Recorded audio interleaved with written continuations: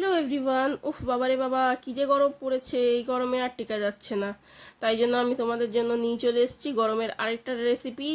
গরমে বাবা কি রান্না করব ভাবতে ভাবতেই দিন যায়, খেতেও কিছু ভালো লাগে না। তাই জন্য আলুটা সব থেকে বেস্ট। আমি একেবারে কুকারে বানাবো আজকে সাদা আলুর তরকারি। রংটা শুধু সাদা হবে না, তরকারিটাও পুরোপুরি সাদা। এর মধ্যে কোনো মশলা ইউজ করব না, এমনকি হলুদও ইউজ করব না। আধা চামচ রিফাইন তেল দিয়েছি, তার মধ্যে কাঁচা লঙ্কা কুচি দিয়েছি, আলু কেটে রেখে দিয়েছিলাম সেটা দিয়েছি, নাড়ি দেবো, তার মধ্যে দেবো টমেটো। টমেটোর পরে দিয়ে দেবো নুন, দেবো পরিমাণ মতন, তার মধ্যে দেবো গোটা কয়েক কাঁচা লঙ্কা, একটু গোলমরিচের গুঁড়ো আর অল্প করে ধনে পাতা।